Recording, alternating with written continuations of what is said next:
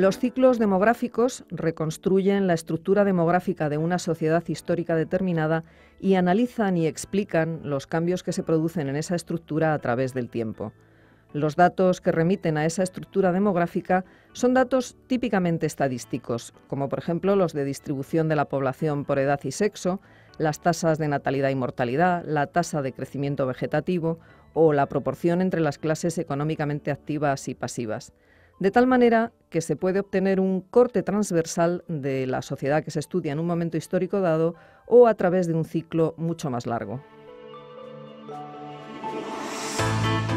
Tradicionalmente se han distinguido tres ciclos demográficos. El antiguo, asociado a comunidades poco desarrolladas, de economía básicamente agraria. El de transición, propio de sociedades que, sin dejar de ser agrarias, han iniciado el camino hacia la industrialización y la urbanización. Y por último, el ciclo demográfico moderno, propio de sociedades industrializadas o postindustriales.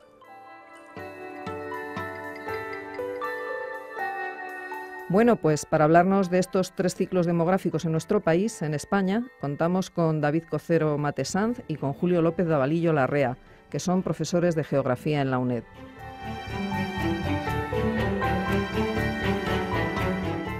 El ciclo demográfico antiguo, que se inicia en el siglo I, con la romanización de la península, llega hasta 1900. No existen datos fidedignos sobre el volumen de la población hispana en la Edad Antigua, pero los historiadores y demógrafos han suplido esta penuria informativa con extrapolaciones y conjeturas a partir de las referencias locales contrastadas, como las que nos proporciona el historiador Plinio el Viejo sobre la población de Asturias, León, Lugo y Braga hacia mediados del siglo I. De su testimonio, cotejado también con otras fuentes, los estudiosos concluyen que la población de la Hispania romana durante los siglos I y II alcanzaría la cifra de los 6 millones de personas, lo cual equivale a una densidad de unos 10 habitantes por kilómetro cuadrado. Otros cálculos menos generosos rebajan la población hispana a unos 4 o 5 millones de habitantes. Tal y como ocurre ahora, el reparto de esta población era muy desigual, porque en las fachadas levantina y andaluza la densidad duplicaba y aún triplicaba la media peninsular, rebasándose probablemente los 30 habitantes por kilómetro cuadrado en la parte central de la depresión del Guadalquivir, en plena provincia bética. Es una cifra muy destacada para la época, pues era superior a la de Francia e Inglaterra juntas, muy similar a la de la Italia, donde residía la capital imperial Roma, o de Egipto, el gran granero del Imperio Romano. La caída del Imperio Romano, en el siglo V, el hundimiento de las ciudades y la posterior ruralización de la economía, reducen la población a unos 4 millones en el periodo que va entre el siglo V y el siglo IX. La recesión demográfica, por las razones ya apuntadas, a las que habría que añadir las hostilidades permanentes entre musulmanes y cristianos, es tan profunda que no se alcanzan de nuevo las cifras de población de la Hispania romana hasta el siglo XIII. La centuria siguiente es un cúmulo de desdichas, según las crónicas, porque el cielo, en forma de lluvias torrenciales y heladas catastróficas para las cosechas, el fisco, vaciando los bolsillos de las clases populares, y la letal peste negra de 1348 se alían contra la población. La peste negra afectó de manera muy dispar a los reinos peninsulares. No existen datos para el conjunto del país, pero en algunas comarcas la epidemia segó entre el 40 y el 60% de las vidas. A lo largo del siglo XIV persistieron aquí y allá los coletazos de la peste, pero sin alcanzar los efectos catastróficos del comienzo de la misma.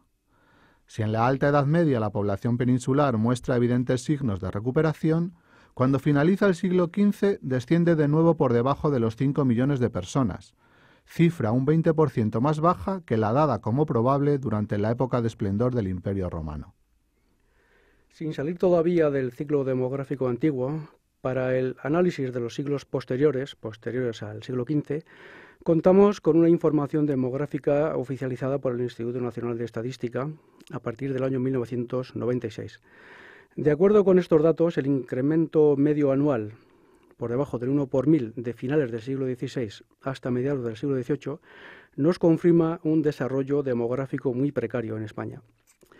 Sin embargo, el periodo que va desde 1768 hasta 1787, el incremento anual es del 6,29 por 1000, achacable al conjunto de mejoras administrativas de Carlos III, empeñado en la modernización de la sociedad y en una distribución más equilibrada de los recursos económicos. Sin embargo, la década siguiente, 1787-1797, que cae bajo el gobierno o desgobierno de su hijo, Carlos IV, es el contrapunto del de su padre. La población aumenta en unos 13.500 individuos por año, lo que representa pues, un escuálido 1,26 por mil. Las causas de este estancamiento son múltiples: fiebres, inflación, las guerras con la Francia revolucionaria y con Inglaterra, epidemias de paludismo, hambrunas y desconfianza en el futuro, es decir, muerte catastrófica y desánimo generalizado, tanto biológico como social.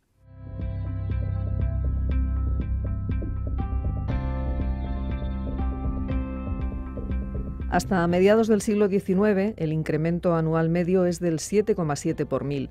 Sin embargo, el impulso demográfico en España está muy por debajo del europeo occidental, que ya se ha adentrado en la segunda fase, conocida como transición demográfica. Oigamos cuáles son las causas de este desfase. A grandes rasgos, varios son los factores socioeconómicos que explican nuestro desajuste con el resto de Europa. Una falta de capitales propios y una dependencia de los ajenos. La pobre infraestructura viaria que grava en exceso el transporte por tierra de las mercancías. La carencia de espíritu emprendedor para los nuevos negocios capitalistas. Los elevados índices de analfabetismo y la escasez de fuentes energéticas. Desde el punto de vista social, la segunda mitad del siglo XIX aún presenta otras graves anomalías, como el elevado número de defunciones o las pestes y otras formas de mortalidad catastrófica. Que el volumen de fallecimientos es anómalo nos lo confirma el hecho de que alcance un 29 por mil al iniciarse el siglo XX, frente a un 18 por mil de media en Europa. A punto de finalizar el siglo, sufrimos el último gran azote de la viruela, que ya venía diezmando intermitentemente la población desde el año 1833. En cuanto a la mortalidad catastrófica en esta fase final del ciclo demográfico antiguo, cabe enumerar la persistencia de algunas enfermedades vinculadas a la falta de higiene, la inexistencia de redes de alcantarillado y de agua corriente en la mayoría de los núcleos de población, la tuberculosis, enfermedad inseparable del proletariado urbano, o la alimentación tan monótona como inapropiada. Todavía en el año 1900 la tasa de mortalidad es del 28,8 por mil, compensada, eso sí, por una natalidad del 34 por mil. Ambas tasas nos sitúan de lleno en un ciclo demográfico antiguo, aunque en este caso puede hablarse de un incremento anual del 5 por mil, favorecido por circunstancias tales como la drástica reducción de emigrantes a América tras la pérdida de las últimas colonias, el descenso de las vocaciones religiosas y el relajamiento de las costumbres, lo que fomenta las uniones con sus secuelas natalistas. El ciclo demográfico antiguo perduró en España unos 150 años más que en el resto de los países de Europa occidental, pues en nuestro país se alarga hasta los albores del siglo XX.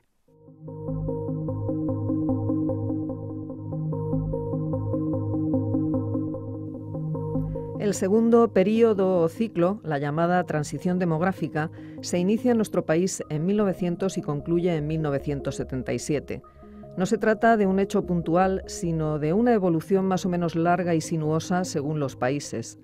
El resultado final es una subida espectacular de la población porque la natalidad se mantiene elevada y la mortalidad cae vertiginosamente en la fase final de este ciclo. Las causas de este doble fenómeno son tanto de carácter económico como sanitario y cultural, como nos explican David Cocero y Julio López de Avalillo. Los factores económicos están vinculados al desarrollo agrícola y a la pronta distribución de sus productos a través del ferrocarril y los barcos de vapor. Las medidas sanitarias e higiénicas logran prever numerosas dolencias y erradicar enfermedades endémicas por medio de la vacunación. Todo esto supone una decisiva victoria sobre la muerte, tanto natural como catastrófica, que desciende por debajo del 20 por mil, mientras que la natalidad sigue por encima del 30 por mil. Las razones de esta persistencia natalista, y aquí entramos en las causas culturales, forman parte de la fatalidad y de las creencias religiosas. Entre los países más avanzados, la transición demográfica se inicia hacia mediados del siglo XVIII, para concluir a finales del 19 tras una duración de unos 150 años y un incremento anual medio de la población por debajo del 10 por 1000. En los pueblos menos desarrollados, dicho proceso, la transición demográfica, brota después de la Segunda Guerra Mundial y en él continúan todavía con incrementos anuales entre el 20 y el 30 por 1000. La transición en España ocupa una posición intermedia, tanto por la fecha de su inicio, 1900, como por su duración, unos 76 años, y por el aumento poblacional medio por año, entre el 7 y el 13 por 1000.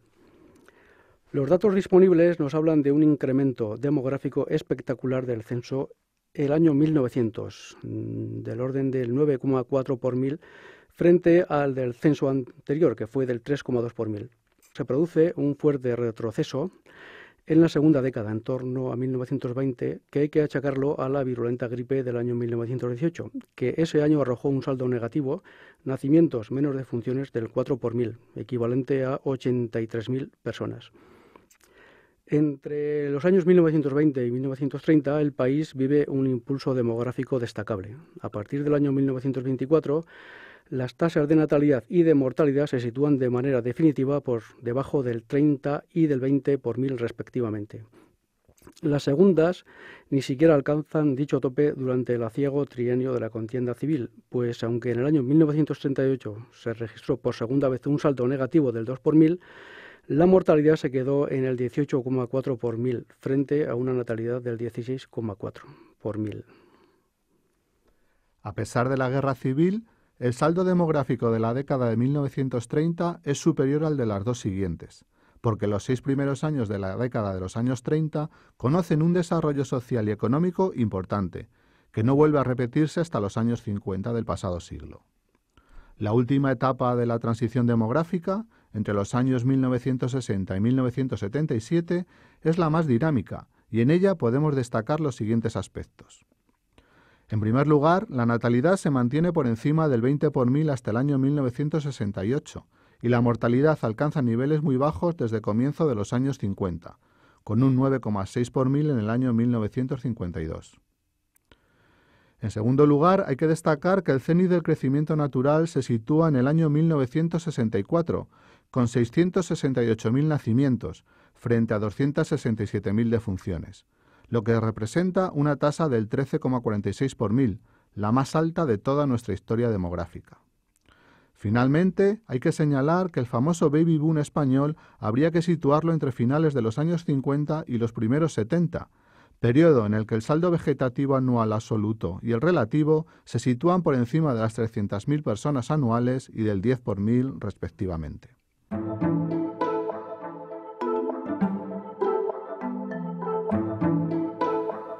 Por último, llegamos al ciclo demográfico moderno, que es en el que nos encontramos en la actualidad. Julio López Davalillo y David Cocero, profesores de Geografía en la UNED, nos lo cuentan.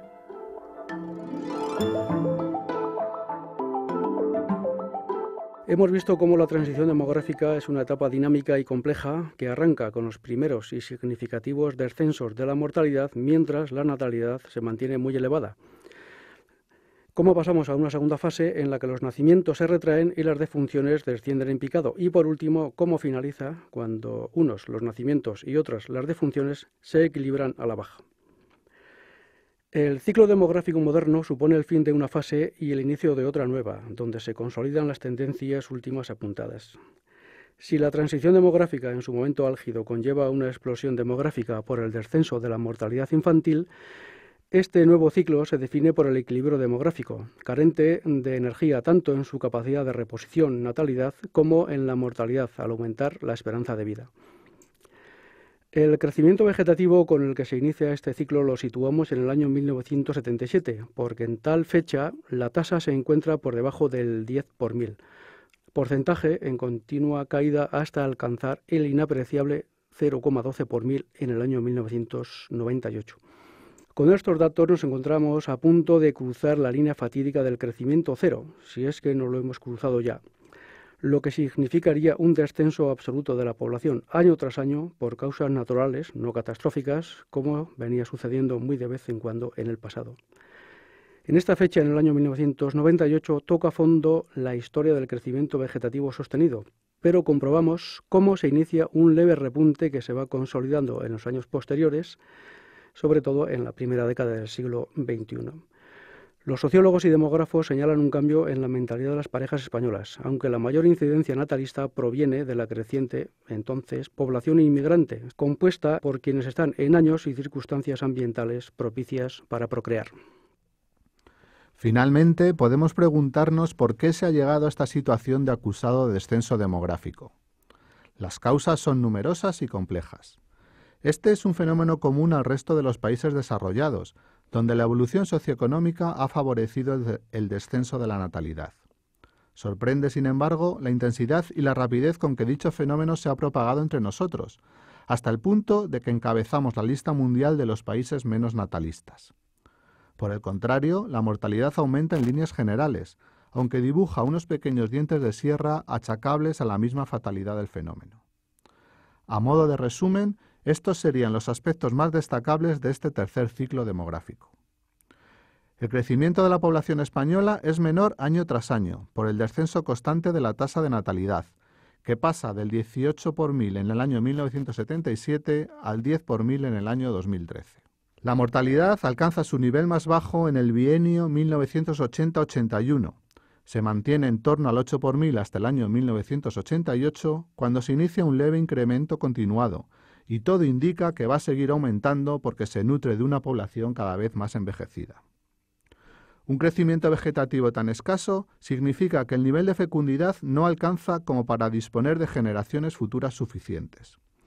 Si el umbral de reemplazo es de 2,1 hijos por mujer en edad fértil, el nuestro se sitúa en 1,05 en el año 2012, cifra cercana al crecimiento cero y a un paso de retroceder en el proceso demográfico, si no lo remedia la inmigración, como ya lo hizo en la primera década del siglo XXI. Un cambio sociológico o los incentivos administrativos a la natalidad, como en los años 60 del siglo XX.